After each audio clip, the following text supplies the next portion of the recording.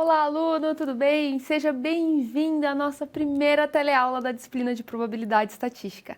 Eu sou a professora Mariana Ribeiro, sou doutoranda e mestra em Educação Matemática, também tenho graduação em Licenciatura em Matemática e estarei aqui acompanhando você e conduzindo nessa disciplina nesse semestre. A nossa aula de número 1 vai falar de como a estatística pode influenciar na nossa vida, como as coletas de dados, como as interpretações de algumas informações estão presentes no nosso cotidiano e como a gente pode utilizá-las, assim como a gente pode adquirir, coletar esses dados e interpretar para que a gente possa aí tomar algumas decisões no nosso dia a dia.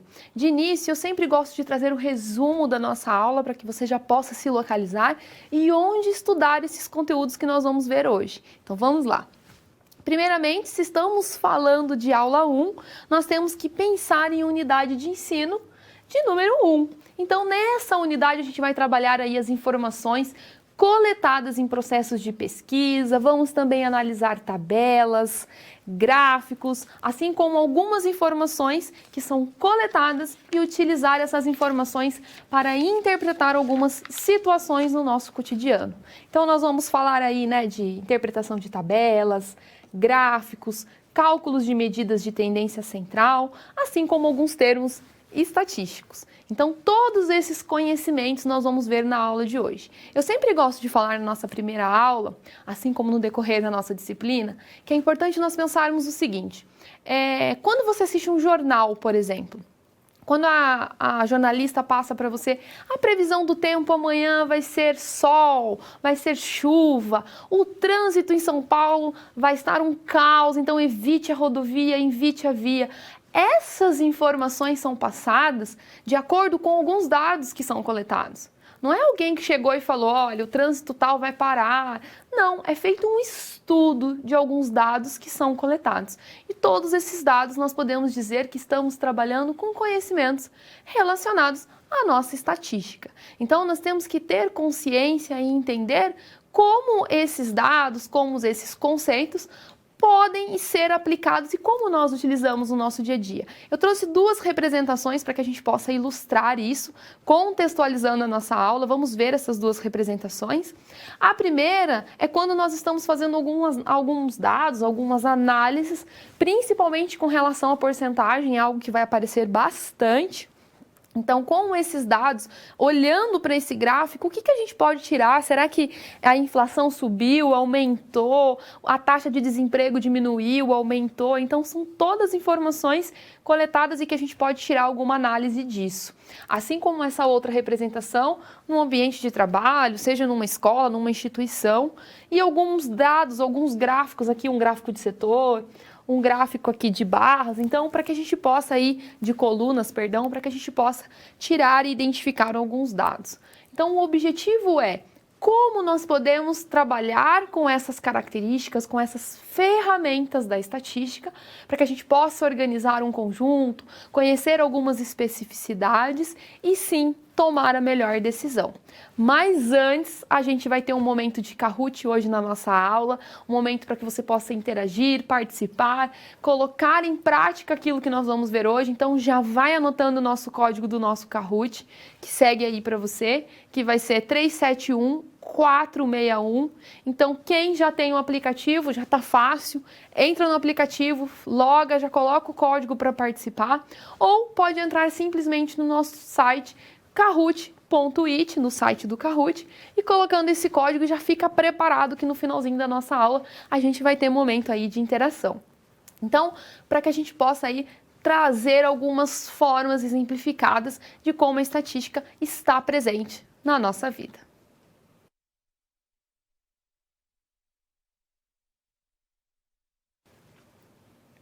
Introdução à estatística.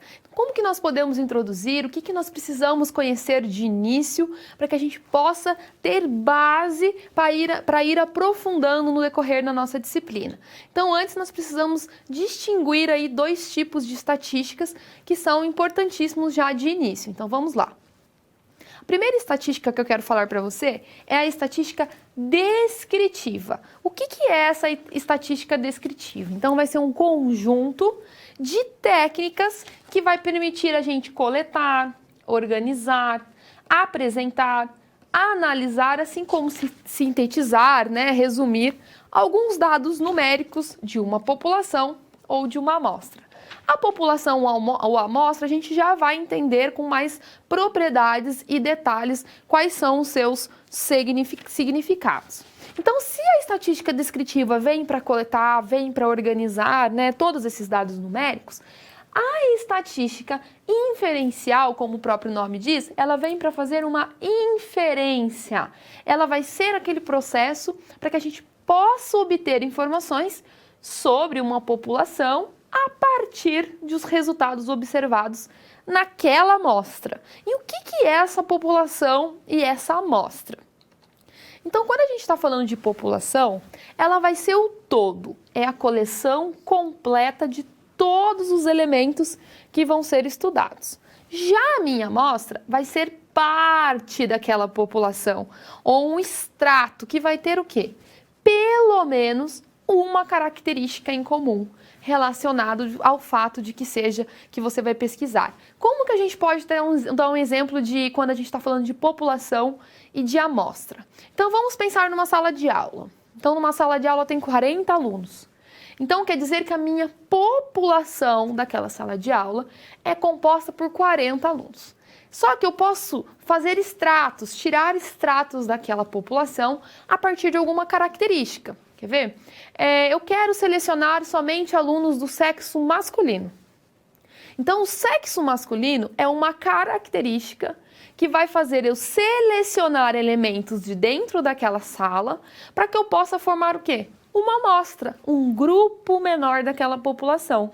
Então, pensem sempre na população como um todo e a amostra como sendo um extrato, uma parte, só que ela tem que ter uma característica. Eu não posso simplesmente pegar um elemento daqui, um elemento dali. Não, eu tenho que ter um critério, eu tenho que ter uma característica para retirar aquele elemento dali. Então, é algo bem comum quando a gente está falando na parte de estatística, porque geralmente a gente tem um objetivo quando a gente vai trabalhar aí com coleta de dados.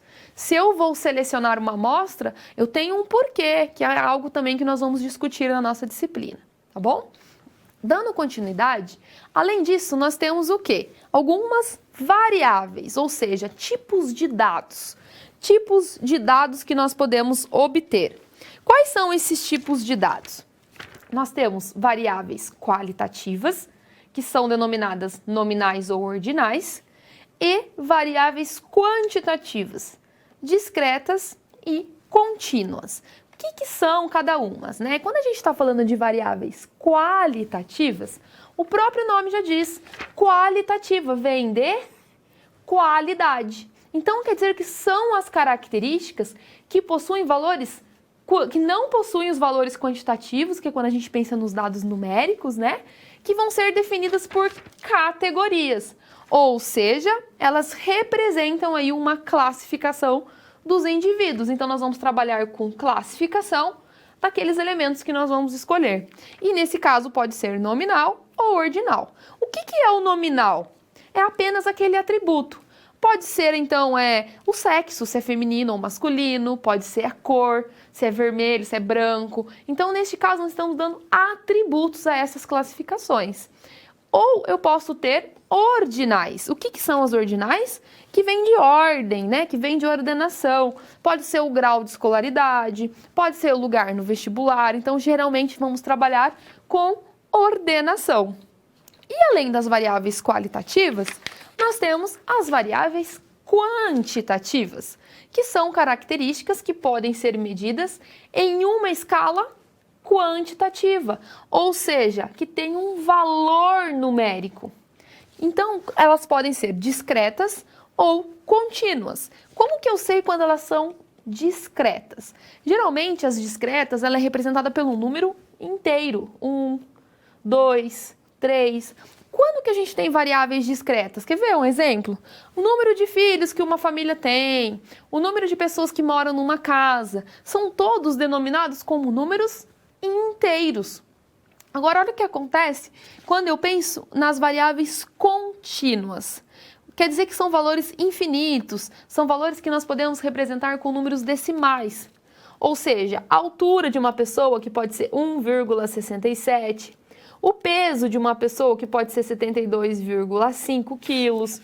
Então, o que nós podemos observar aqui quando nós estamos pensando nessas variáveis quantitativas, só que contínuas? Geralmente, nós pensamos nas contínuas como sendo representada por um conjunto infinito. Por quê?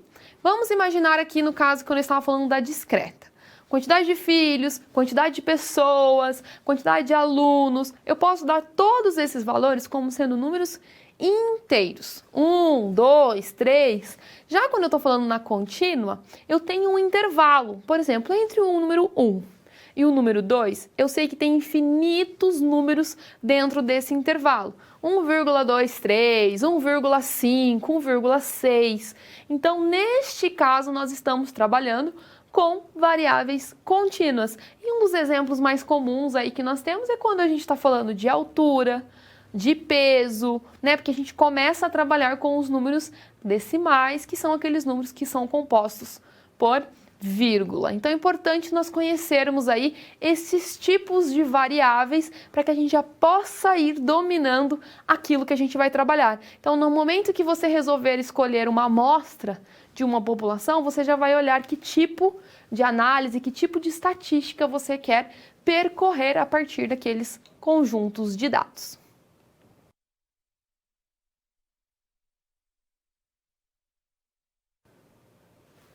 Fases do método estatístico. Se nós estamos falando de método estatístico, nós temos que pensar nas suas fases, que são aquelas fases em que a gente precisa percorrer para chegar aí em algum determinado resultado. Eu sempre brinco, sempre converso com os meus alunos o seguinte: se eu estou falando de método estatístico, se eu vou utilizar o método estatístico para algo, o que nós temos que pensar? Para que eu estou utilizando esse método? Qual é o objetivo? Qual é o meu propósito? Eu quero fazer o que com aqueles dados que eu vou coletar? Simplesmente vou coletar e organizar e ponto? Não, a gente precisa ter um propósito. E para isso nós precisamos percorrer essas fases do método estatístico. Vamos lá. Primeira fase que nós temos é a definição do problema. Depois nós vamos passar pelo planejamento, coleta de dados, apuração dos dados, apresentação e, por fim, análise e interpretação desses dados. Então, quando a gente fala da definição do problema, vai ser aquele momento em que a gente vai ter que formular aquele problema que você quer estudar de forma correta. Definir aquilo vai auxiliar você a fazer levantamento sobre a população ser estudada. Por que a gente fala que logo de início, em qualquer pesquisa, a gente precisa definir o que é o problema? O que você quer responder com aquilo? Não adianta nada eu fazer um questionário, fazer um monte de entrevista, se eu não tenho um objetivo daquilo. Então, eu preciso pensar o seguinte: o que eu quero com aquilo? Se eu vou selecionar somente os dados de sexo masculino, por que eu estou fazendo isso? Qual é o meu propósito? Qual é o meu objetivo? O que eu quero responder no final de tudo isso? Então, nós temos que definir, deixar claro o porquê que nós estamos fazendo aquela escolha, o porquê, qual é o tipo de levantamento que eu vou utilizar, por que eu escolhi somente aqueles dados e não outro, porque eu quero resolver aquele tipo de problema. Então, essa parte inicial ela é fundamental para que a gente possa fazer uma pesquisa aí de qualidade e bem significativa. Dando continuidade, nós temos aqui agora a parte do planejamento. O que vai ser o meu planejamento?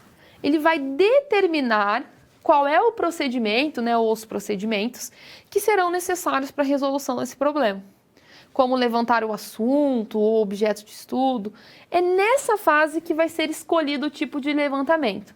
Então, neste caso, a gente pode pensar nesse censitário, que é toda a minha população, ou somente numa parte dessa minha população, que é a minha amostra. Então, eu preciso saber quais são os dados que eu vou coletar, quanto tempo eu preciso fazer aquilo, qual é o método que eu vou utilizar, como que eu vou trazer essas informações, vai ser minha, vai ser de outra pessoa, que também é algo que a gente vai discutir aqui na nossa aula hoje. Então, o planejamento ele é essencial, assim como para tudo na nossa vida. Precisamos ter um planejamento, temos que nos organizar e saber passo a passo aquilo que nós vamos fazer, tá? Dando continuidade, nós temos agora a coleta de dados. Essa fase da coleta é um passo operacional em que vai ser feito o quê? A coleta das informações. Então, nesta fase, existe a necessidade de estabelecer uma distinção entre os dados primários e os dados secundários. O que são esses dados primários? Importantíssimo isso.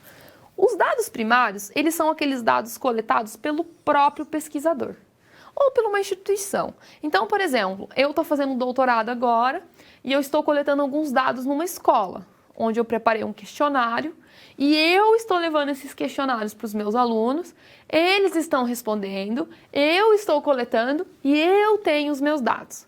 Diferente, por exemplo, de quando a gente está falando aí de dados secundários, que são aqueles dados que já são coletados por outras pessoas, outras instituições, e a gente vai fazer aí a análise, vai trabalhar com aqueles dados. Exemplo disso são dados aí que nós temos coletados pelo IBGE, por exemplo. Então, o IBGE hoje coleta muitos dados, ele tem uma dimensão aí nacional, onde ele consegue capturar informações do nosso Brasil todo e trazem muitas vezes informações que são extremamente relevantes. Só que eles fazem as coletas de dados e nem sempre fazem as análises. Então, nós podemos talvez fazer uso dessas informações e fazer a nossa análise a partir dela. Então, quando eu estou, voltando ao nosso quadro, quando eu estou falando aí de dados primários, nós temos que pensar que são aqueles dados coletados pelo próprio pesquisador, assim como nós temos aí dados que são coletados por alguns dados aí que a gente tem, pensando e considerando aí que você pode pesquisar. Então, primeiramente, nós temos que levar em consideração o seguinte: quando a gente vai fazer algum tipo de análise, algum dado, alguma coisa assim, o que a gente precisa pensar? Precisamos ter em mente alguns conhecimentos relacionados aí à estatística, como que nós podemos trabalhar com tudo isso e pensar o seguinte: esses dados são meus ou não são meus, né? Então, e como que nós podemos aí trabalhar todas essas partes? Então, pensando agora na parte da apuração dos nossos dados, o que nós precisamos pensar na apuração dos nossos dados? A apuração dos nossos dados vai ser aquela parte onde nós vamos resumir, né? Nós vamos reunir os dados através aí nós vamos reunir alguns dados a partir da contagem, do agrupamento, pode ser aí neste caso, pode ser manual, pode ser eletromecânica, pode ser eletrônica. Então, tudo isso pode ser utilizado quando a gente está falando de apuração de dados. Então, quando você fez, então você passou aí pela escolha do teu problema, a gente pensou aí no nosso planejamento, nós tivemos aí a parte de que eu espero daquela minha pesquisa, como que eu posso organizar tudo isso, né, desde a parte da minha contagem. Aqui uma parte bem importante, que eu gosto de chamar bastante atenção quando eu estou falando da apuração dos dados, é o seguinte: eu posso fazer essa apuração de forma manual, assim como eu posso usar formas eletromecânicas. O que são essas formas eletromecânicas, né?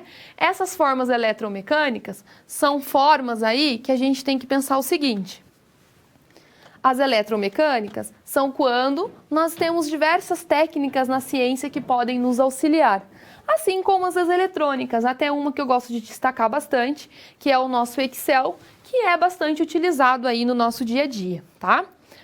Dando continuidade, depois dessa apuração, nós temos que fazer a apresentação desses dados, e esses dados eles devem ser apresentados na forma de que o exame do fenômeno estudado pelo método seja bastante fácil e ele seja identificado por qualquer pessoa. Então, a gente pode utilizar tabelas, pode utilizar gráficos, quadros, para que a gente possa apresentar esses dados e, por fim, fazer a análise e a interpretação desses dados, que são aí as conclusões que vão nos auxiliar aí na resolução do problema. Então, as estatísticas apresentadas pelas outras fases vão evidenciar as características que são importantes para a tomada dessa decisão. Então, todas essas fases que a gente permeia e passa por elas são extremamente importantes. Cada uma delas tem a sua especificidade e o seu objetivo.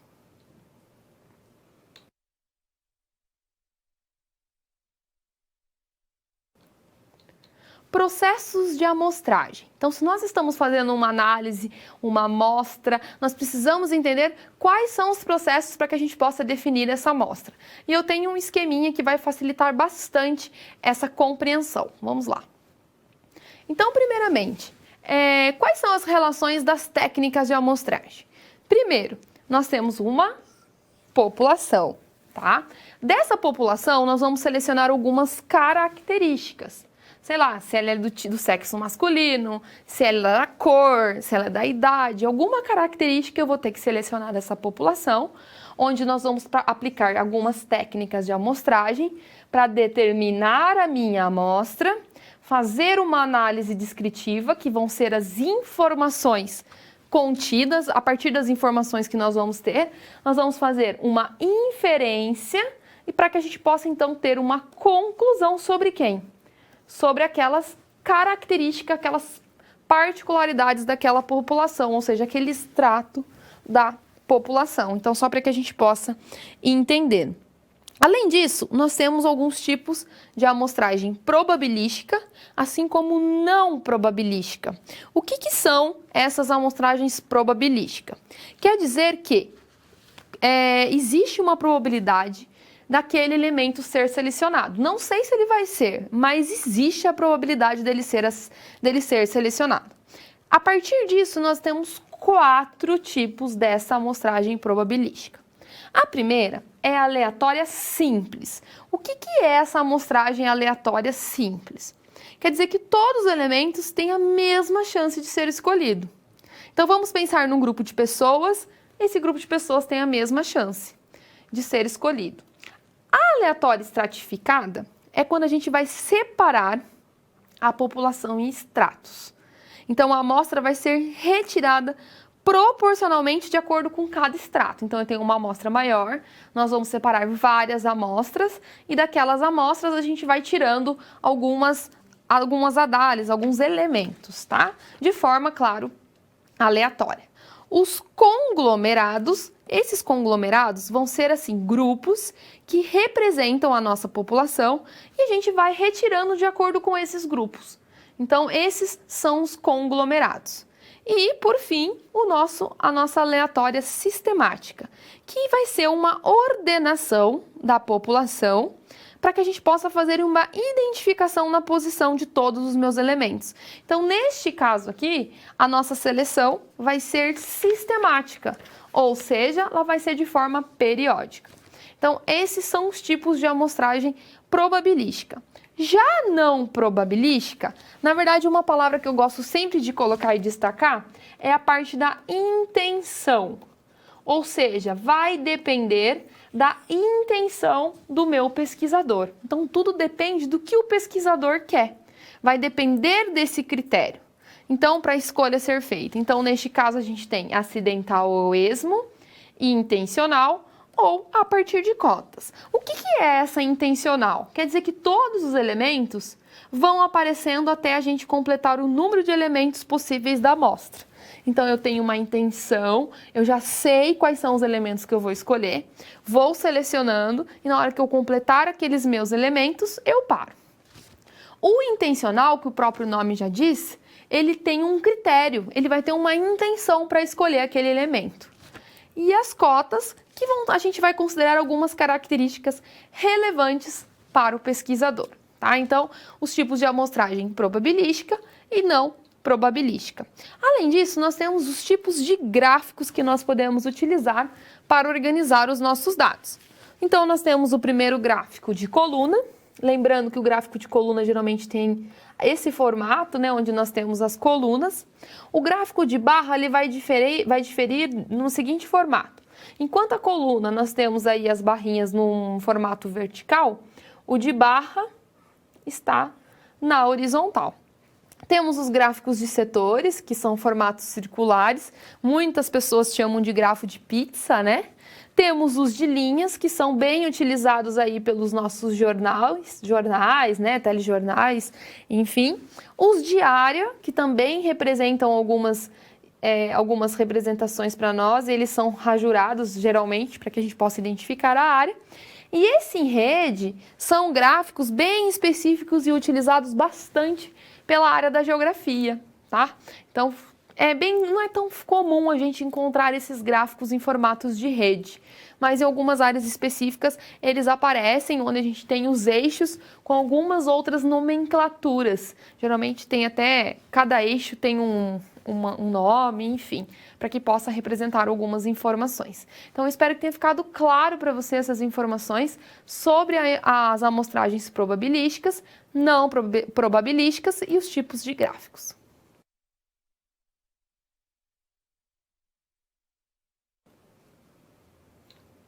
Vamos conhecer a nossa primeira situação-problema da aula de hoje. Então, você agora é um funcionário de uma agência e foi designado a realizar o quê? Uma pesquisa.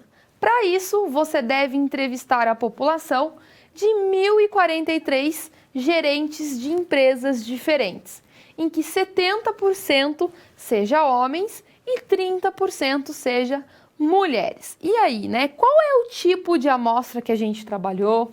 Qual é a quantidade de homens e de mulheres dessa população? Então, lembrando que quando a gente fala de população, eu estou me relacionando ao total de gerentes que nós temos aqui. Se eu estou tirando um extrato de homens e um extrato de mulheres dessa população, qual é o tipo de amostra que eu estou trabalhando? Temos uma porcentagem relacionada ao número de homens e ao número de mulheres. E mais, eu preciso pensar o seguinte: entende-se que para que essa pesquisa, uma amostra relevante, é a análise de 80% das entrevistas.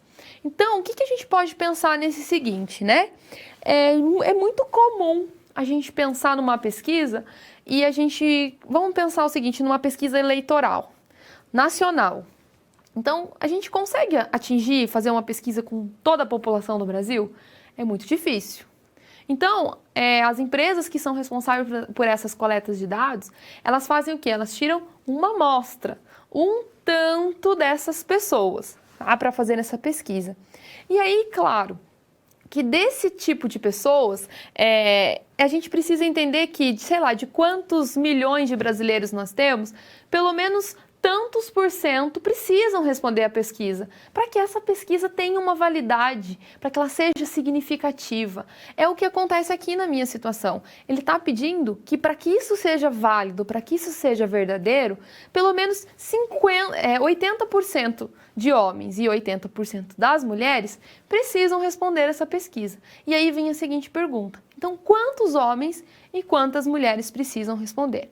Então, agora, para isso, a gente precisa responder aí, então, essas questões, essas alternativas. Então, o que eu quero comentar com você quando a gente está falando desse tipo aí de pesquisa, desse tipo de atividade? Nós precisamos pensar o seguinte: como resolver, então, esse tipo de atividade, que é o que nós vamos fazer agora. Vamos lá.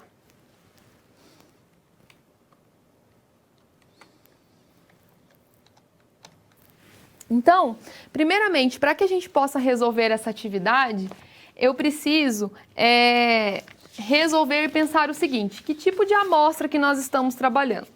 Então, a minha amostra, se eu tenho uma população e eu estou tirando um tipo de extrato, nós temos que pensar que eu estou trabalhando com tipo aleatória. Então, ela é aleatória estratificada. Então, esse é o tipo da minha amostra, tá? O que eu preciso pensar nisso? Eu preciso pensar que a gente tem que entender agora que tipo, se eu estou tirando uma população e eu estou trabalhando com uma amostra estratificada, nós precisamos entender nesse contexto que tipo de amostra que eu estou pensando, tá? Então, olhando para os meus dados, o que eu preciso olhar aqui? Então, o tipo de amostra é o seguinte: ele pode ser obtido separando as unidades da população em grupos, tá? E aí, eles são, o que a gente pode pensar aqui também? Que não são superpostos, chamados aí de extratos. Então, quando a gente pega aquele total de gerentes que a gente tem e tira o total de homens e o total de mulheres, esses são chamados de extratos. Então, o que a gente pensa? O que nós temos que pensar? Então, o que a gente precisa pensar aqui, né? Que tipo, então, de aleatório que nós estamos precisando resolver. Agora, nós vamos identificar a quantidade de homens e a quantidade de mulheres que foram, então, desse total de gerentes, qual é a quantidade de homens e qual é a quantidade de mulheres. Primeiro, eu preciso identificar 70% da quantidade de homens, desses 1.043 gerentes. 70% de 1.043, lembrando que 70% é o mesmo que 70 sobre 100. Esse 70 sobre 100, ele está sendo representado aqui na minha multiplicação. Quando eu faço 70 vezes 1.043 e divido por 100, nós vamos ter um valor aproximado de 730 homens, tá? Já o número de mulheres é 30% desse total de gerentes, que é 1.043. Então, 30% de 1.043, olha o nosso 30% mais uma vez sendo representado aqui. 30 vezes 1.043 dividido por 100, um valor aproximado de 313. Logo, desses 1.043, 730 são homens e 313 são mulheres. Uma outra questão que nós temos que pensar é o seguinte, que dessa quantidade de homens e mulheres, 80% tem que responder à nossa pesquisa. Então, como que nós fazemos para identificar qual é a quantidade de homens e qual é a quantidade de mulheres que precisam responder à minha pesquisa? Então, para isso, nós vamos identificar 80% da quantidade de mulheres e 80% da quantidade de homens. Vamos lá. Se eu achei que a quantidade de homens é 730, então eu tenho que agora encontrar 80% de 730. Então, o nosso 80% está sendo representado aqui. 80 vezes 730, dividido por 100, 584. Quer dizer que 584 homens precisam responder a minha entrevista, né? Das mulheres, 80% de 313, que é o total de mulheres que participaram. Olha o meu 80% aqui.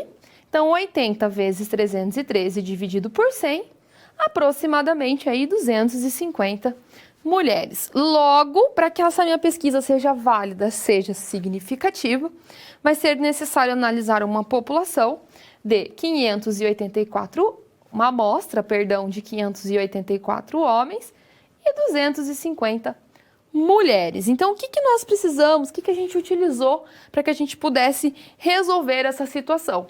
Percebam que o que? A gente utilizou conhecimentos relacionados à porcentagem, mas a gente precisava identificar da onde eu tirava a porcentagem, o que eu estava esperando, que tipo de amostra eu estava trabalhando. Então, são conhecimentos iniciais relacionados à estatística que são extremamente necessários e que eu preciso que você tenha conhecimento e não tenha nenhuma dúvida. Espero que tenha ficado claro para você.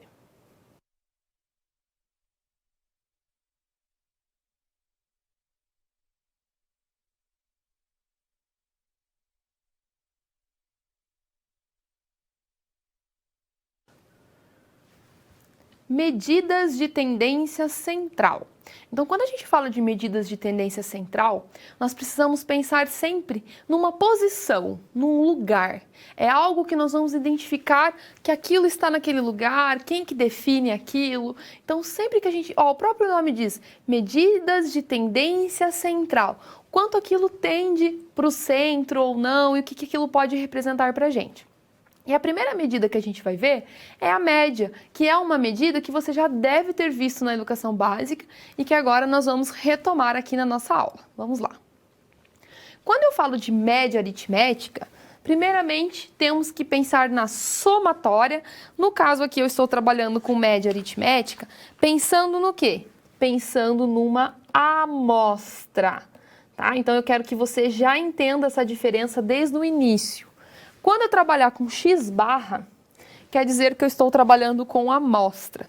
Quando aparecer o mi, que é esse símbolo aqui, quer dizer que eu estou trabalhando com população, tá? precisamos ter em mente essa diferenciação, porque tem algumas nomenclaturas que vão mudando e às vezes pode aparecer essas nomenclaturas e você não saber o que cada uma representa. Aqui, como eu estou falando de amostra, eu vou trabalhar com x-barra. E o que é o x-barra? O x-barra é a minha média aritmética. A minha média aritmética é a soma de todos esses elementos que compõem a minha amostra, dividido pelo número desses elementos. Então, primeiro de tudo que eu gosto sempre também de falar, é que eu sempre peço para os meus alunos para que se organizem os dados ou em ordem crescente ou em ordem decrescente, porque vai ter uma hora que quando a gente for encontrar a mediana, por exemplo, nós precisamos ter conhecimento e noção aí, então, dessas ordens. Então, aqui a gente vai fazer que se eu quero encontrar minha média, eu vou somar todos esses meus termos. Então, somando todos esses meus termos vai dar 105, dividido pelo número de termos que nós temos. 1, 2, 3, 4, 5, 6, 7, 8, 9, 10, 11, 12, 13, 14 elementos. Então, 105 dividido por 14 quer dizer que a minha média aritmética vai ser, então, 7,5. Outro tipo de média que nós temos, que também é bastante utilizada, é a média ponderada. Então, a média aritmética ponderada vai calcular essa média, mas elas possuem pesos diferentes. Isso que vai interferir. Então, esse meu valor vai ser multiplicado por um peso e dividido pelo somatório dos pesos. Quer ver um exemplo? Então, vamos imaginar numa prova, né, de uma disciplina. Então, você teve nota 8. Na primeira prova, você teve nota 8. Na segunda, você teve nota 7. Na terceira, nota 6. E na última, você teve nota 7. Se a primeira prova tem peso 2, a segunda também tem peso 2, a terceira peso 3 e a quarta peso 3, qual que vai ser a sua média? Então, aqui, como essas provas têm pesos, então nós precisamos multiplicar essas notas pelos seus respectivos pesos. Então, na primeira você tirou 8, mas o peso dela era 2, então nós vamos multiplicar. Mais a nota na segunda vezes o peso, mais a nota da terceira vezes o peso e, por fim, a nota da quarta prova vezes o seu peso. Tudo isso vai ser dividido pelo somatório dos pesos. Então, eu tenho lá peso da primeira, da segunda, da terceira e da quarta prova. Cuidado que aqui eu tenho que multiplicar primeiro para depois fazer as somas, tá? Regra de operação, propriedade básica aí da matemática. Então, somando, multiplicando e somando esses valores, nós vamos ter como resposta 69, dividido por 10, que vai ser igual, então, a 6,9, tá? Essa, então, é um exemplo de média ponderada. Além disso, nós temos a nossa moda, que é outra medida de tendência central. O que é a moda? Eu gosto bastante de falar também, que pense assim, que uma pessoa, quando está na moda algo, é sinal que tem muita gente usando. Né? Nós temos bastante mania, às vezes uma novela tá com uma roupa, tá com uma moda e parece que todo mundo quer comprar aquilo, né? Porque tá na moda. Então, dentro da estatística, a moda segue muito isso também. É o elemento que mais aparece dentro daquela amostra. É aquele que mais aparece. Então, lembre-se, faça essa relação que fica fácil, que a gente nunca mais esquece. Então, vamos ver o exemplo de moda que eu trouxe. Então, a moda, representada por MO aqui, ela vai ser o elemento que mais vai aparecer dentro do conjunto. Então, eu tenho um conjunto 1, 5, 5, 5, 8, 12, 15, 15. Reparem, esse conjunto, ele está organizado de forma crescente, porque facilita muito. O que a gente pode observar aqui? Quais são os elementos que mais aparecem? Olha o nosso 5. Ele aparece 3 vezes, ele é o que mais aparece. Quer dizer, então, que o meu 5 é a moda dessa minha amostra, porque ele é o que mais aparece, que tem mais frequência, tá? Além da moda, nós temos a nossa mediana. Aqui na mediana, tem muito aluno que às vezes acaba errando a mediana, porque ele não organiza os dados de forma crescente ou decrescente.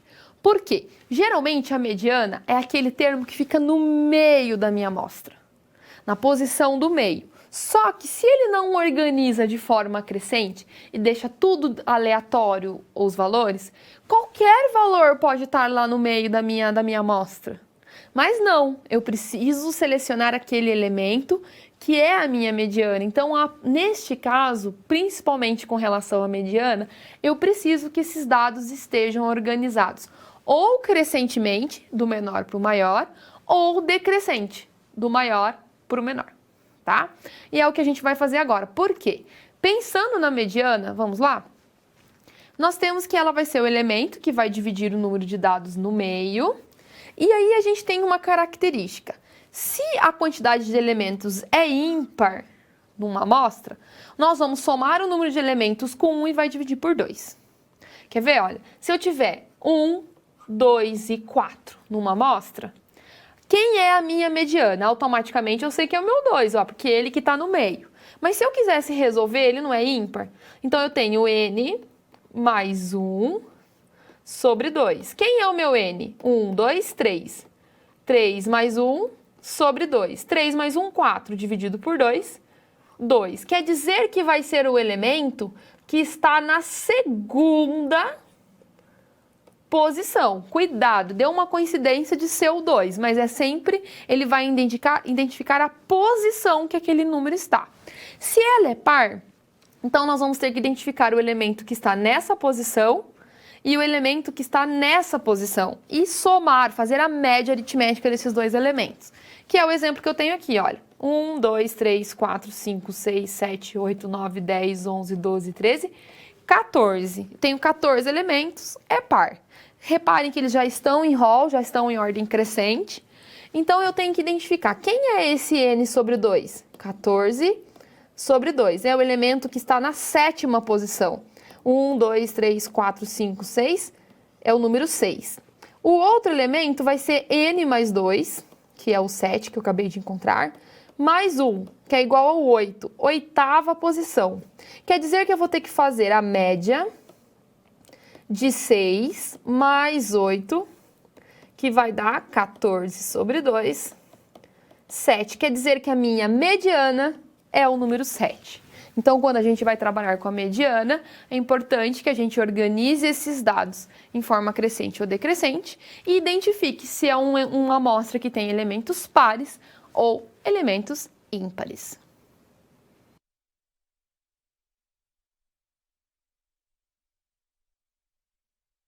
Atividade. Agora é o momento onde você vai colocar em prática o que nós estamos vendo até o momento da nossa aula. É hora de você participar, mandar sugestões, discutir com o colega e eu quero ver quem é o polo que vai acertar agora a resposta dessa atividade. Vamos lá. Considere os dados abaixo e determine a média, a mediana e a moda. Primeiro, vou dar uma dica, hein, de cara. Organize esses dados, eles não estão nem em ordem crescente nem decrescente, para que depois você possa encontrar então a média, a mediana e a moda. Bom estudo, mãos às obras que eu já volto.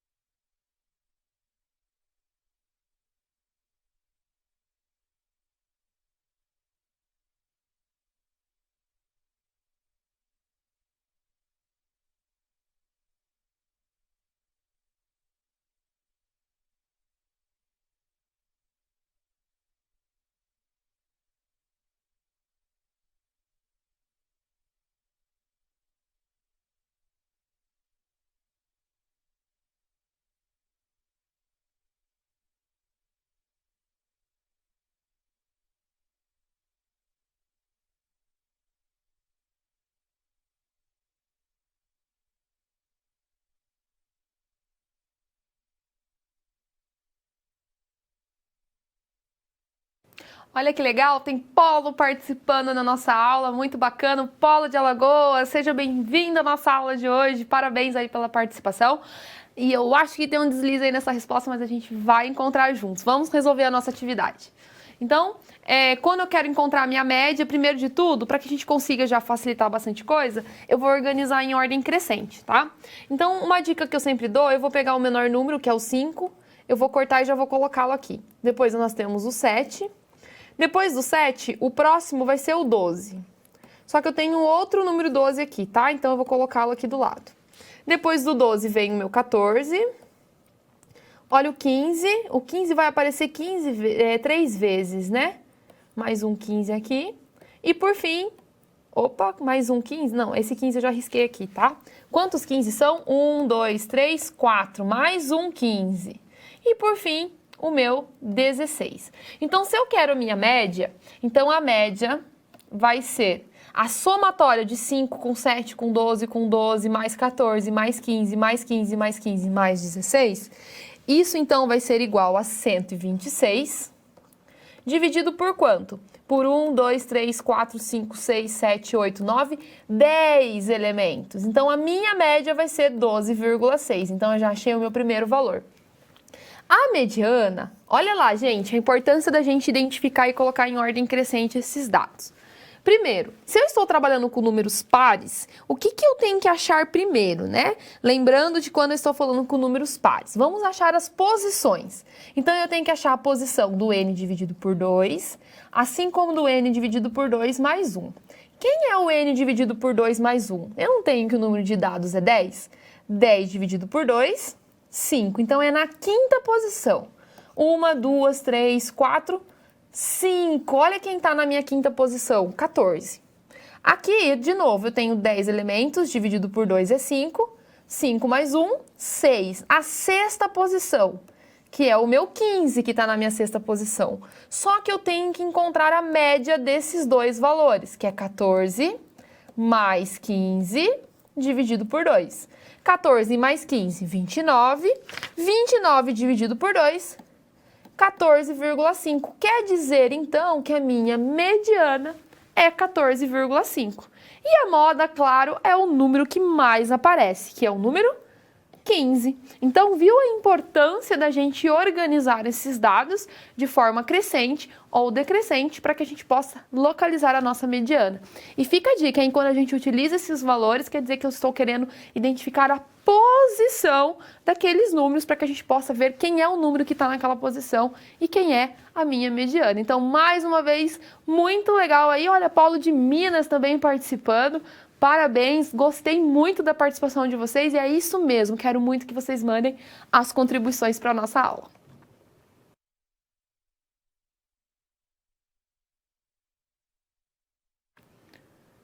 Medidas de dispersão. Então agora nós vamos entender o que essas medidas de dispersão trazem e como elas podem influenciar e trazer algumas informações para nós. Vamos lá. Quando a gente está falando de medidas de tendência central, nós temos que pensar o seguinte, que elas estão nos dizendo respeito com relação à localização. Já as medidas de dispersão, o que elas nos diz, né? Como que os dados estão variando, né? Qual que é a variabilidade desses dados? E aí, neste caso, medidas de dispersão, nós temos as absolutas, que são amplitudes, desvio padrão e variância.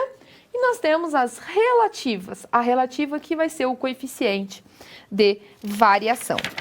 Então, quando a gente está falando de amplitude, mais uma vez a importância da gente ter os nossos dados em ordem crescente ou decrescente. Por quê?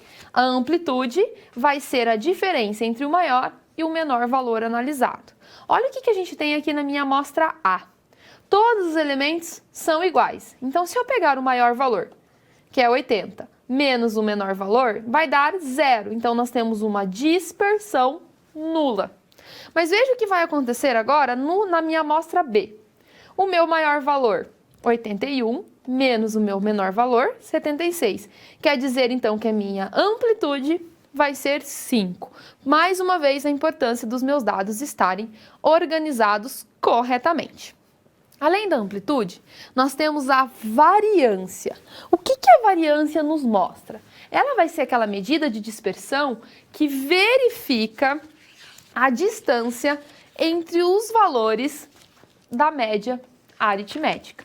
Então, por exemplo, quando eu estou trabalhando com variância amostral, nós vamos usar essa fórmula. Lembre-se, se eu estou falando de amostra, a minha média vai ser representada por x bar. Se eu estou falando de população, a minha média vai ser representada pelo mi. E aqui, em vez da gente ter S ao quadrado, nós vamos ter sigma ao quadrado. Olha um exemplo que fica bem prático e numérico. Eu sempre falo, organizem as tabelas que facilitam muito. Imagine que você fez uma coleta de dados, uma entrevista, e nós identificamos que a idade 8, nós temos 2 pessoas, olha, porque o FI é a nossa frequência. 2 pessoas têm 8 anos, 3 pessoas têm 12 e 5 pessoas têm 13. Quer dizer que o somatório de pessoas são 10. Quando eu quero jogar na fórmula, eu tenho o somatório de cada idade que está aparecendo, menos a média das suas idades, e tudo isso tem que ser elevado ao quadrado. Por isso que a gente monta a nossa tabelinha. Então, se eu pegar 8, olha a minha média. A média, quando eu somo todos esses meus dados, olha lá, 2 vezes o 8, 3 vezes o 12, 5 vezes o 13, divido pelo número de frequências que isso aparece. Então, minha média vai ser 11,7. Se eu fizer cada elemento 8 menos a média, menos 3,7. 12 menos 11,7. 13 menos 11,7. Elevando ao quadrado esses números. E depois eu vou multiplicar esses números pela minha frequência, que vai resultar nesses, somando-os, resultando na minha somatória, que vai ser o valor que eu vou substituir no lugar desse meu somatório. Tudo isso dividido pelo número de elementos que eu tenho, que foi 10, menos 1, resultando então em 4,01. Esse 4,01, então, é a nossa variância. Se eu quero calcular o meu desvio padrão, o desvio padrão é a raiz quadrada da minha variância. Com um detalhe, quando eu tenho amostra, nós vamos trabalhar com x barra. Quando eu tenho população, com o mi e com o sigma. Eu vou utilizar os mesmos dados que eu tinha. Eu não tinha calculado a minha variância, que era 4,01. Se eu quero o meu desvio padrão, que vai ser essa medida para a gente comparar diferenças entre os conjuntos, a gente tira a raiz quadrada. Então, essa vai ser, então, o meu desvio padrão. E o outro exemplo, que por fim nós temos o coeficiente de variação, nós temos que pensar na seguinte fórmula, né? Quando eu estou trabalhando com amostra, o que vai ser esse S? O meu desvio padrão, dividido pela minha média, multiplicado por 100. Aqui, o meu desvio padrão, né? Para a parte da população, e a minha média para a minha população, também multiplicado por 100. Utilizando os dados que eu também já tinha, quem é o meu desvio padrão? A gente acabou de tirar a raiz quadrada, 2, dividido pela minha média, que vai ser 11,7, vezes 100, logo nós vamos chegar num valor de 17,1%, ou seja, uma representação de porcentagem. Então, como você pôde observar, um dado vai puxando o outro e essa é a necessidade de se ter, então, uma tabela com a organização desses dados.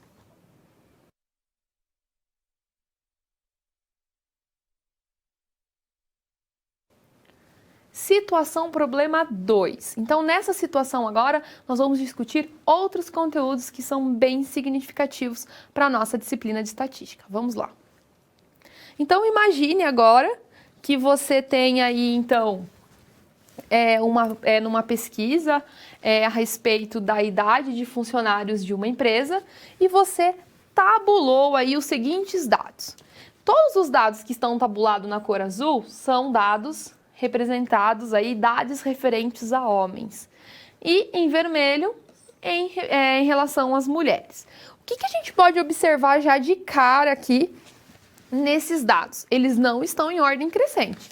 Estão de forma aleatória. Eu tenho um homem que tem 32, depois outro 39, outro 60, 45. Então, aqui nós não temos dados organizados nem de forma crescente, nem de forma decrescente. Importantíssimo, por quê? Dependendo do tipo, agora a gente vai ver o que a situação problema pede, a gente vai ter que organizar todos esses dados de forma crescente ou decrescente, principalmente porque se eu tiver que determinar uma mediana aí no meio de todos esses dados, se eu achar a localização da mediana e os dados não estão organizados, eu posso selecionar um valor aleatório e não ser, então, a minha mediana. Então, continuando, o que nós temos aqui? Como podemos criar uma tabela com dados estratificados em ordem crescente, medidas de tendência central, variância e desvio padrão aí para a idade dos homens. Então, nós temos que fazer, organizar, né, esses dados de forma crescente, temos que identificar as medidas de tendência central, média, mediana, moda, depois a variância e o desvio padrão, só que para os homens. Então, nós temos somente um extrato, uma amostragem de todos esses dados. Então, primeiramente, se eu quero a amostra dos homens ordenada, eu já organizei aqui no meu lado esquerdo. Reparem que eu inicio por 30, olha, todos agrupadinhos de forma crescente, bonitinho. Se eu quero a média da idade dos homens, então eu vou somar todas essas idades, olha o somatório, que vai dar 4.457, e vou dividir pela quantidade de homens, que são 95. Fazendo essa divisão, 46,91. Então, nós temos a nossa média. Já a nossa moda é aquele que mais aparece. Qual é a idade que mais está aparecendo?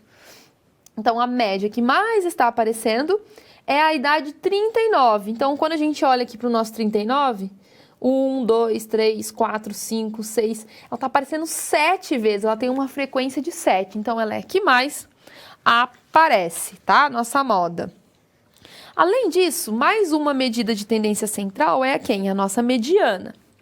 Quem é a minha mediana? Primeiro, se a gente tem 95 pessoas que participaram, né, 95 homens, é um número ímpar de dados. Se é um número ímpar de dados, como que eu faço para localizar a posição da minha mediana?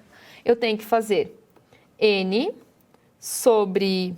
Vamos lá, então, eu tenho que fazer N sobre 2 mais 1. Quem é N? Tá? Então, vamos ter que fazer o seguinte. Nós vamos, tá? N mais 1 sobre 2. N é 95 mais 1 sobre 2. 95 mais 1, 96 dividido por 2, 48. Quer dizer que na posição 48, olha lá, nessa posição 48, nós vamos ter qual idade? 46. Quer dizer que 46, então, é a minha mediana, tá? Temos que ficar bem atentos com relação a esse dado quando nós estamos pensando na posição da nossa mediana. E dando continuidade, agora nós temos que encontrar a nossa variância. Lembrando que a minha média eu já encontrei anteriormente, que deu 46,91. Então, nós vamos utilizar esse dado relacionado à minha média para que a gente possa encontrar, então, a minha variância. Olha como que eu organizei esses dados na minha tabela. Pense o seguinte, nessa primeira coluna nós temos as idades dos homens, onde essas idades estão organizadas da seguinte forma. A idade 30, quantos homens tem 30? 5. A idade 31, quantos homens tem 31? 3. E assim sucessivamente. O somatório da frequência da quantidade de homens tem que dar 95, tá? Aí, como a gente tem na nossa fórmula o somatório do x, que é cada elemento que eu tenho aqui, menos a média, e isso tem que ser elevado ao quadrado, então primeiro nós vamos fazer cada elemento que eu tenho aqui, no caso eu tenho 30, menos a minha média. Quem é a minha média? 46,91, menos 16,91. Vou fazer isso em todos os procedimentos. Esses valores que eu encontrei, vou levar ao quadrado, que são esses valores que nós temos aqui na frente. E ainda, eu tenho que considerar que cada valor desse apareceu 5 vezes, cada valor desse 3 vezes. Por isso, eu multiplico por essa frequência ainda, chegando nesses valores. E ao fazer o meu somatório, nós vamos ter esse valor 11.733,88. Quer dizer que esse somatório que nós temos aqui na minha variância deu 11.733,82. Tudo isso vai ser dividido pelo número de pessoas, de homens, que deu 95, menos 1. Então, vai dar um valor aproximado de 124,83. Então, essa é a minha variância. Se eu tenho que a minha variância é 124,83, para eu encontrar o meu desvio padrão, é só eu tirar a minha raiz quadrada, que vai dar raiz quadrada de 124,83, um valor aproximado a 11,17. Feito isso, agora que nós já temos aí, neste caso, o meu desvio padrão, eu posso identificar o meu coeficiente de variação. Quem é o meu coeficiente de variação? Desvio padrão dividido pela média. Lembre-se, a minha média era 46,91 e tudo isso tem que ser multiplicado por 100. Então, aqui neste caso, quem é o meu desvio padrão? 11,17 vezes 100 dividido pela média, aproximadamente 23,81%. Então, aqui, nessa situação, nós identificamos as medidas de tendência central, média 46,61. Só corrigindo se eu não coloquei aqui algo errado. Só arrumando aqui, tá? Minha média é 46,91, tá? A minha moda, 39, a minha mediana, 46, a minha variância, 124,83, o meu desvio padrão, 11,17 e o meu coeficiente de variação, 23,81. Então, como você pode observar, nós tivemos aí toda uma atividade onde nós aplicamos todos os conceitos que nós vimos aí até aqui no decorrer, as medidas de tendência central, assim como as medidas de dispersão. E eu espero que tenha ficado claro para você.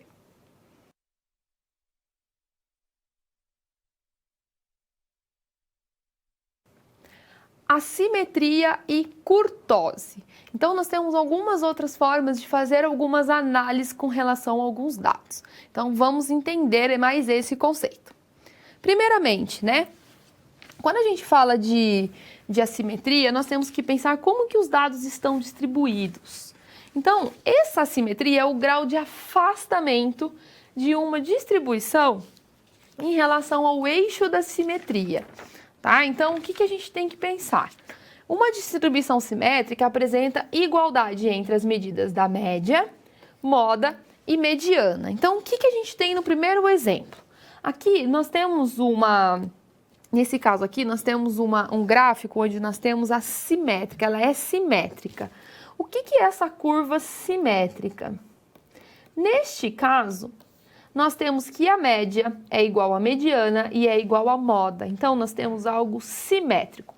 Diferente de quando nós temos algo assimétrico. Então, nós podemos ter assimétrico positivo ou à direita, que é esse caso que a gente tem um lombinho para o lado direito, e nesse caso a gente tem que a moda é menor que a mediana, que vai ser menor que a média, ou a gente pode ter, para esse lado, meu lombinho aqui, as medidas, esquerda ou negativa, ela é assimétrica para a esquerda negativa, onde eu tenho que a minha média é menor que a minha mediana, que é menor que a minha moda, tá? Então, neste caso, a gente tem que identificar as caudas e como essas medidas se relacionam.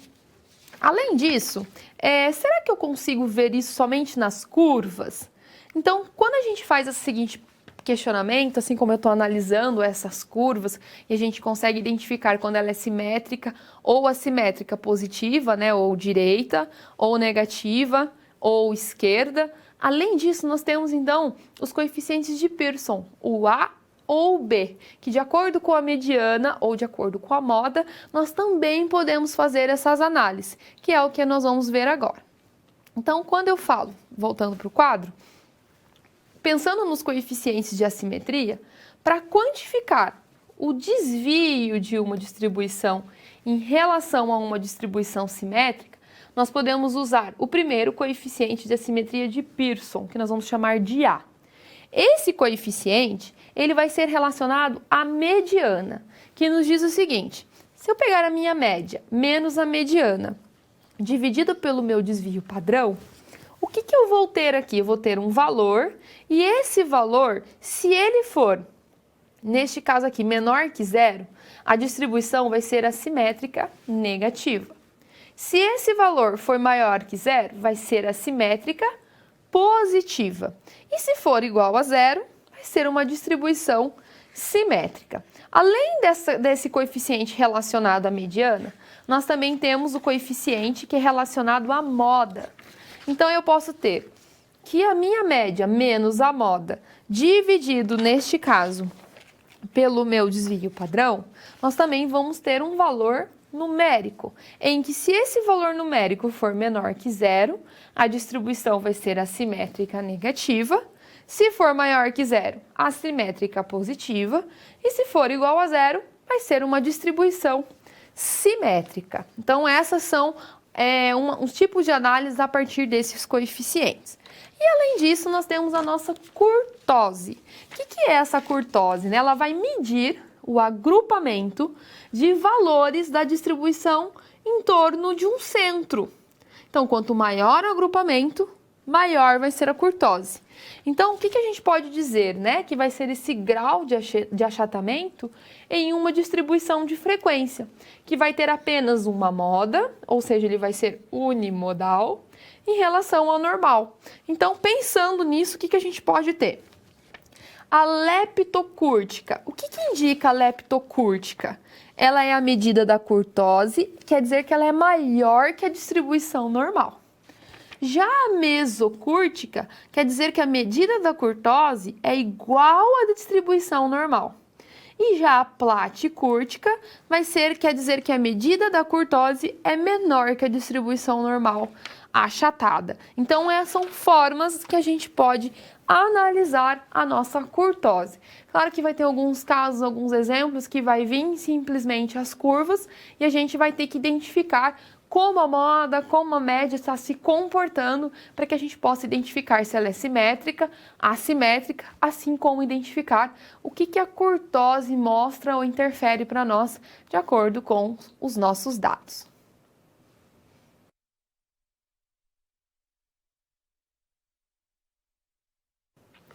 Estamos agora no momento de interação, onde nós temos um Kahoot para que você possa participar da nossa aula e colocar em prática aquilo que nós estamos vendo. É hora de ver o teu polo aqui no nosso ranking, ver o seu nome, espero que você consiga resolver essa atividade, que é uma atividade aplicada aí no seu dia a dia. Então vamos lá para o nosso Kahoot.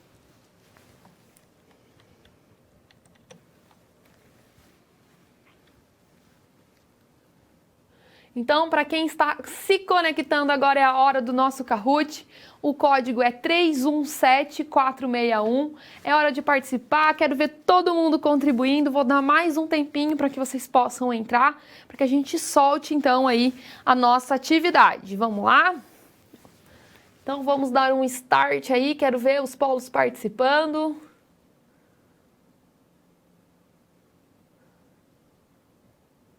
Esperar mais um pouquinho.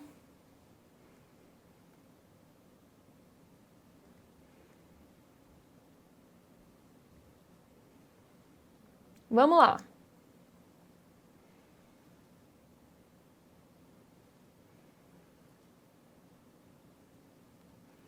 O carro foi abastecido por 30 litros de gasolina por R$ 2,90 num dia, R$ 2,90 o litro, e 20 litros de álcool por R$ 1,80 o litro em um outro dia. Vamos imaginar que esse carro é flex, né? Qual é o preço médio do litro dos combustíveis? É hora de colocar em prática o que a gente viu. Pense e se coloque no lugar dessa situação. Vamos lá.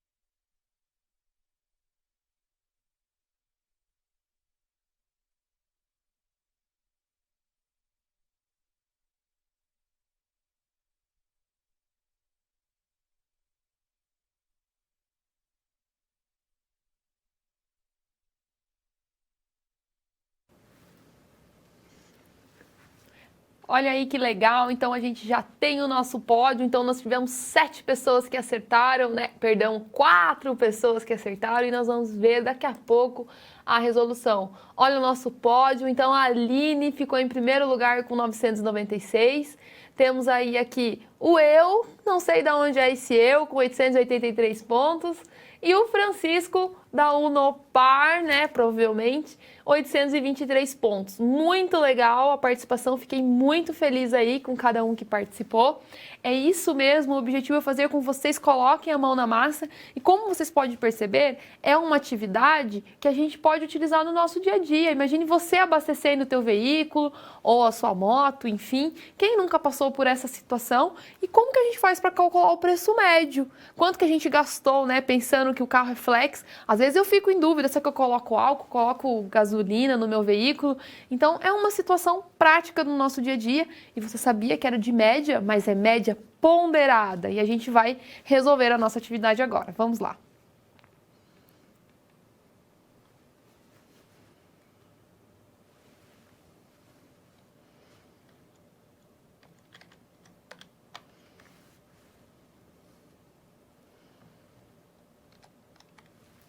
Então, pensando na nossa atividade, o que que nós tínhamos, né?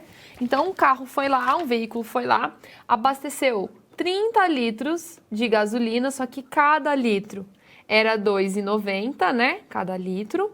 E também abasteceu 20 litros de álcool, só que cada litro de álcool era R$ 1,80. E aí vem a seguinte pergunta: qual é a média desses combustíveis? Então, o que que nós temos que fazer? Não foi 30 litros vezes quanto? R$ 2,90 cada litro, mais 20 litros vezes o valor de cada litro, que é R$ 1,80. Só que tudo isso agora vai ser dividido pelo peso. Peso de quem? 30 mais 20, que é 50 litros. Então, quando eu faço, gente, cuidado, olha, primeiras multiplicações para depois fazer as operações, para depois somar.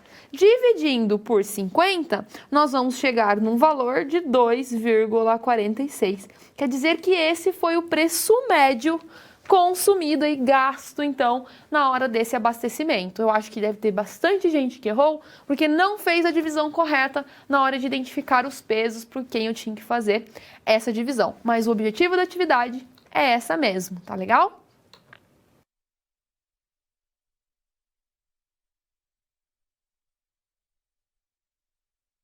Recapitulando, ou seja, chegando no fim da nossa aula, da nossa primeira aula, onde nós trabalhamos aí diversos assuntos e bastante conhecimentos importantíssimos e que a gente precisa relembrar, retomar e sistematizar nesse bloco agora. Vamos lá. Lembrando, antes da gente trabalhar todas essas medidas, né, essas fórmulas, nós não podemos esquecer da nossa média, da nossa moda e nem da nossa... mediana, que são as nossas medidas de tendência central. Além delas, lembrando, retomando a questão da minha amplitude, que é aquele x máximo, né, aquele maior elemento menos o menor. Retomando a importância de se organizar esses elementos de forma crescente ou decrescente para que a gente possa localizar. A variância amostral, que vai ser a somatória de cada elemento menos a média, elevado ao quadrado, dividido pelo número de elementos menos 1. Lembrando que se eu estou falando com amostral, nós vamos trabalhar com x barra. Se eu estou falando, neste caso, da população, vai aparecer o nosso mi e aqui o nosso sigma, diferenciando, né, esses dois termos que vão aparecer. O mesmo vai acontecer com o meu desvio padrão, que vai ser o quê? A raiz quadrada da minha variância, nesse caso trabalhando com amostra, aqui com população, então trocando, trabalhando com sigma e com mi. E por fim, o nosso coeficiente de variação amostral, que vai ser então a minha variação dividido pela minha média vezes 100. E no caso da população, a gente vai ter a troca, então, das nossas nomenclaturas que podem aparecer aí em algumas referências, pode aparecer no seu livro e você falar, peraí, por que a professora ensinou uma letra e aqui está outra? Então, a gente tem que saber diferenciar quando estamos falando de amostra e quando estamos falando de população. Então, para fechar a nossa aula, não esqueçam de estudar o nosso material, fazer as nossas atividades, praticar, colocar em prática tudo que nós vimos. Desejo aí bom estudo, muito obrigada pela participação e até uma próxima.